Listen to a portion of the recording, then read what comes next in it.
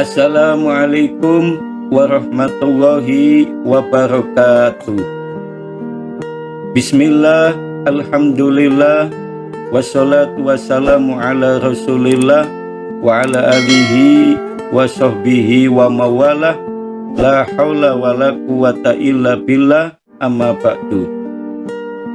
Para mahasiswa dimanapun Anda berada, sahabat-sahabat mahasiswa yang berbahagia, pada kesempatan yang mulia ini, marilah kita bersyukur kepada Allah Subhanahu wa Ta'ala, yang mana sampai hari ini kita masih diberikan Allah sehat walafiat, sehingga kita bisa melanjutkan kembali mata kuliah Sistem Hukum Indonesia pada pertemuan kedua Program Studi Sosiologi Fakultas Ilmu Sosial dan Ilmu Politik Universitas Islam Negeri Sunan Ampel Surabaya dengan tema macam-macam sistem hukum dan norma yang hidup di masyarakat. Sholawat dan salam tetap kita sampaikan kepada manusia yang agung, manusia yang mulia, junjungan kita Nabi besar Muhammad Sallallahu Alaihi Wasallam. Semoga kita semua mendapatkan syafaatnya. Amin, amin, amin, Allahumma amin. Para mahasiswa dimanapun Anda berada, sahabat-sahabat mahasiswa yang berbahagia, kita akan membahas tentang pengertian sistem hukum. Apa sih sistem hukum itu? Sistem itu berasal dari bahasa Yunani, sistema, yang berarti suatu keseluruhan yang tersusun dari sekian banyak bagian.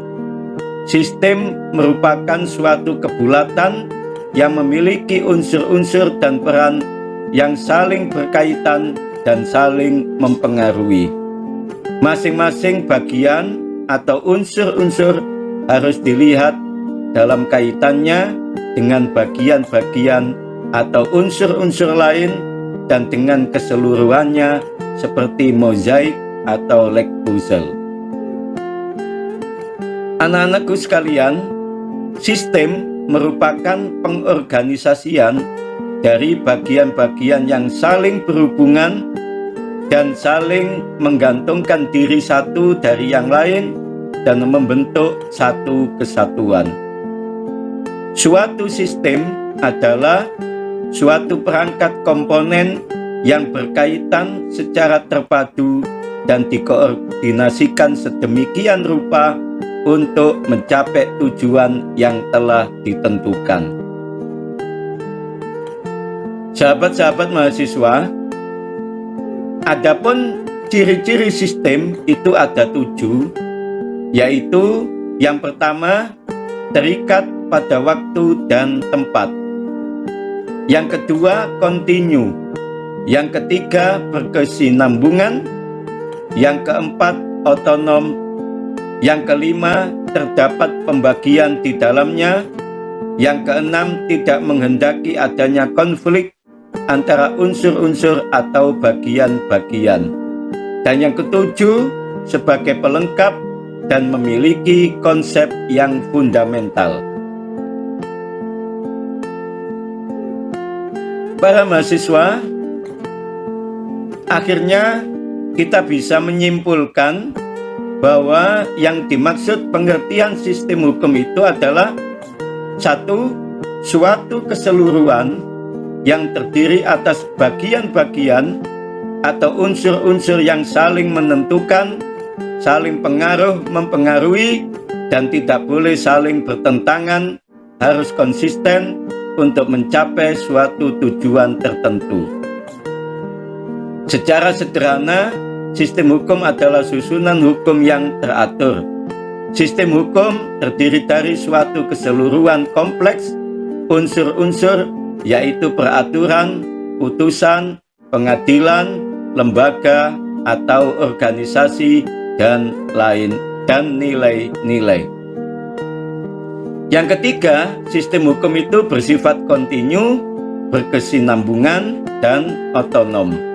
Dan yang keempat, sistem hukum berfungsi untuk menjaga atau mengusahakan keseimbangan tatanan dalam masyarakat atau restitusi in integrum. Sahabat-sahabat mahasiswa, adapun macam-macam sistem hukum itu ada 4. Jadi pada dasarnya banyak sistem hukum, tapi yang dianut oleh berbagai negara di dunia itu dalam sejarah dan perkembangannya ada 4 sistem hukum yang sangat mempengaruhi sistem hukum. Adapun macam-macam sistem hukum itu ada 4. Yang pertama, sistem hukum Eropa kontinental. Yang kedua, sistem hukum Anglo-Saxon atau Anglo-Amerika.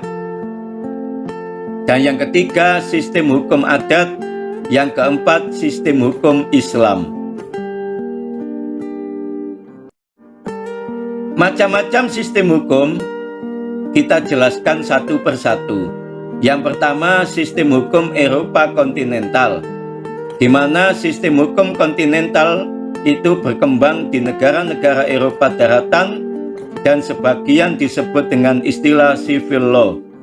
Semula, sistem hukum itu berasal dari kodifikasi hukum yang berlaku di Kekaisaran Romawi pada masa pemerintahan Kaisar Justinianus. Kodifikasi hukum itu merupakan kumpulan dari berbagai kaidah hukum yang ada sebelum masa Justinianus yang disebut Corpus Juris Civilis, lalu dijadikan prinsip dasar dalam perumusan dan kodifikasi hukum di negara-negara Eropa daratan seperti Jerman, Belanda, Prancis, Italia, Amerika Latin, Asia, termasuk Indonesia pada masa penjajahan Belanda. Para mahasiswa yang berbahagia, prinsip utama atau prinsip dasar sistem hukum Eropa kontinental ialah bahwa hukum itu memperoleh kekuatan mengikat karena berupa peraturan yang berbentuk undang-undang yang tersusun secara sistematis dalam kodifikasi. Sumber hukum utama dalam sistem hukum Eropa kontinental adalah undang-undang yang dibentuk oleh badan legislatif. Selain itu, peraturan-peraturan yang dipakai sebagai pegangan kekuasaan eksekutif yang dibuat olehnya berdasarkan kewenangannya dan kebiasaan-kebiasaan yang hidup dalam masyarakat yang tidak bertentangan dengan undang-undang dan diakui pula sebagai sumber hukum. Kemudian dalam sistem hukum Eropa kontinental, hukum digolongkan menjadi 2 bagian utama, yaitu hukum publik dan hukum privat. Yang pertama, hukum publik meliputi hukum tata negara, hukum administrasi negara, dan hukum pidana. Kemudian, hukum privat meliputi hukum sipil atau hukum perdata, dan yang kedua, hukum dagang.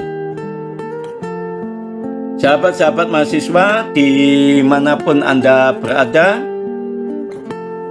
adapun sistem hukum Anglo-Saxon atau Anglo-Amerika mengatakan bahwa sistem hukum Anglo-Saxon atau Anglo-Amerika mula-mula berkembang di negara Inggris dan dikenal dengan istilah common law atau unwritten law atau hukum tidak tertulis. Sistem hukum ini dianut di negara-negara anggota Persemakmuran Inggris, Amerika Utara, Kanada, Amerika Serikat. Sistem hukum Anglo-Saxon bersumber pada putusan-putusan hakim atau putusan pengadilan atau jurisprudensi. Sahabat-sahabat mahasiswa yang berbahagia, anak-anakku sekalian, kebiasaan-kebiasaan dan peraturan hukum tertulis yang berupa undang-undang dan peraturan administrasi negara diakui juga. Karena pada dasarnya terbentuknya kebiasaan dan peraturan tertulis tersebut bersumber dari putusan pengadilan. Kebiasaan dan peraturan hukum tertulis tersebut tidak tersusun secara sistematis dalam kodifikasi sebagaimana pada sistem hukum Eropa kontinental. Oleh karena itu, hakim terikat pada prinsip hukum dalam putusan pengadilan yang sudah ada dari perkara-perkara sejenis atau asas doctrine of precedent. Namun, bila dalam putusan pengadilan terdahulu tidak ditemukan prinsip hukum yang dicari, hakim berdasarkan prinsip keadilan, kebenaran, dan akal sehat dapat memutuskan perkara dengan menggunakan metode penafsiran hukum atau dalam bahasa hukumnya dikenal dengan case law.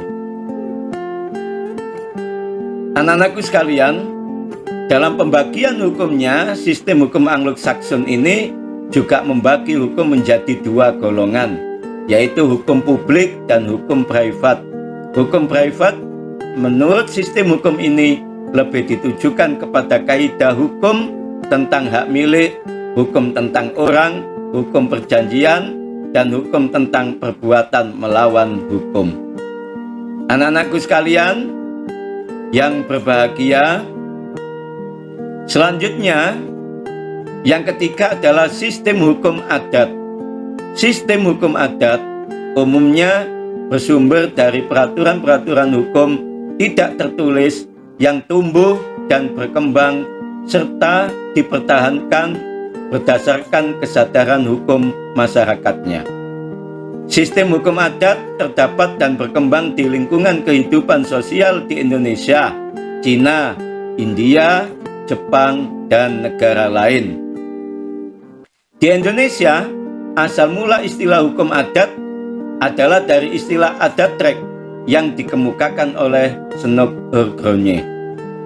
Anak-anakku sekalian, sahabat-sahabat mahasiswa yang berbahagia, sifat hukum adat adalah tradisional dengan berpangkal pada kehendak nenek moyang, tolak ukur keinginan yang akan dilakukan oleh manusia adalah kehendak suci dari nenek moyang.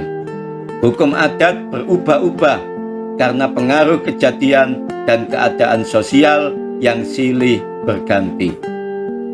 Karena sifatnya yang mudah berubah dan mudah menyesuaikan dengan perkembangan situasi sosial, hukum adat elastis sifatnya.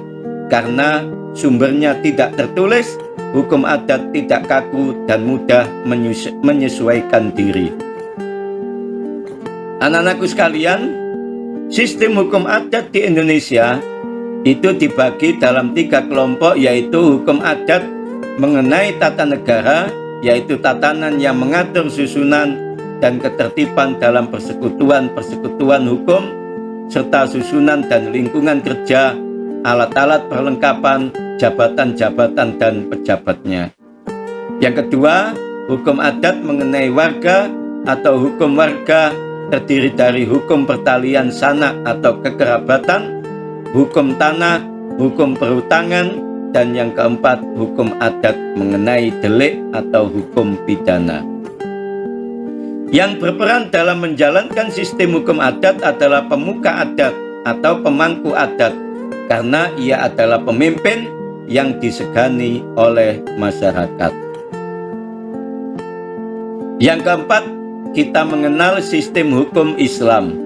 Sistem hukum Islam berasal dari bahasa Arab, kemudian berkembang ke negara-negara lain seperti di Asia, Afrika, Eropa, Amerika, secara individual maupun secara kelompok. Sistem hukum Islam bersumber pada satu Al-Quran, yaitu kitab suci kaum muslimin yang diwahyukan dari Allah Subhanahu wa Ta'ala kepada junjungan kita Nabi Muhammad SAW melalui malaikat Jibril.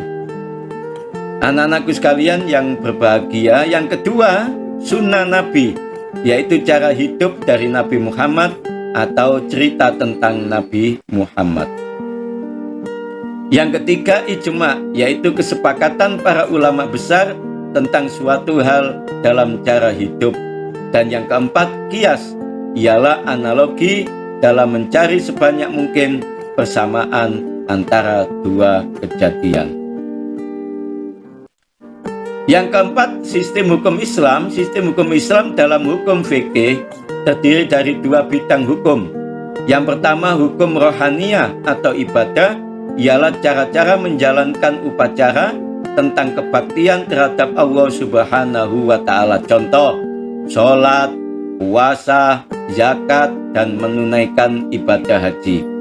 Yang kedua, hukum duniawi, terdiri dari satu muamalah, yaitu tata tertib hukum dan peraturan mengenai hubungan antara manusia dalam bidang jual beli, sewa menyewa, perburuan, hukum, tanah, perikatan, hak milik, hak kebendaan, dan hubungan ekonomi pada umumnya.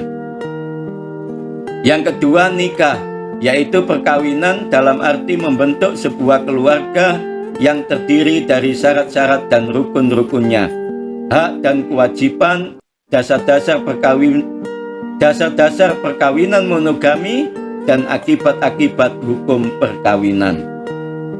Yang ketiga, jinayat, yaitu hukum pidana yang meliputi ancaman hukuman terhadap hukum Allah Subhanahu wa Ta'ala dan tindak pidana kejahatan. Para mahasiswa dimanapun Anda berada, sahabat-sahabat mahasiswa yang berbahagia, adapun macam-macam norma di masyarakat itu ada 5, 1, 2, 3, 4, 5, yaitu Folkwes, Mors, Pranata Sosial, dan Hukum. Maka kita jelaskan satu persatu tentang norma-norma yang hidup di masyarakat ini. Yang pertama, Folkwes, yaitu kebiasaan suatu kelompok dalam melakukan sesuatu hal. Folkwes mengatur perilaku sehari-hari warga masyarakat yang pelanggarannya relatif hanya menimbulkan sedikit masalah. Contoh, mengenai kendaraan di jalur sebelah kiri jalan, makan dengan sendok dan garpu, berjabat tangan, dan lain sebagainya. Yang kedua, Mors, norma Mors, yaitu kebiasaan yang dilandasi oleh moral. Mors juga sering diartikan sebagai gagasan tentang benar atau salah yang mendorong dilakukan peraturan-peraturan tertentu. Anak-anakku sekalian, Mors tidak dibuat secara tiba-tiba, melainkan tumbuh secara bertahap melalui kebiasaan-kebiasaan yang ada di masyarakat. Mors dapat berupa larangan atau tabu. Setiap masyarakat dituntut untuk bisa patuh terhadap Mors. Apabila melakukan pelanggaran akan mendapatkan sanksi atau hukuman. Yang ketiga, custom. Custom adalah satuan tradisi, mitos, upacara, simbol-simbol, dan pakaian kebesaran serta perlengkapan lainnya. Yang keempat, hukum. Norma hukum adalah serangkaian kaidah atau yang dibuat oleh pejabat yang berwenang. Norma hukum berisi perintah atau larangan dalam hidup bermasyarakat, berbangsa, dan bernegara. Jika hal tersebut dilanggar, akan dijatuhi sanksi oleh pihak yang berwenang. Pada dasarnya, norma hukum bersifat melengkapi norma hidup bermasyarakat lainnya. Norma hukum memperkuat sanksi atas pelanggaran terhadap norma yang lain. Yang kelima, Yusek. Yusek adalah cara melakukan sesuatu dalam hubungan antar individu di dalam masyarakat. Yusek merupakan norma yang paling lemah daya ikatnya karena sanksi bagi yang melanggar tidak terlalu berat.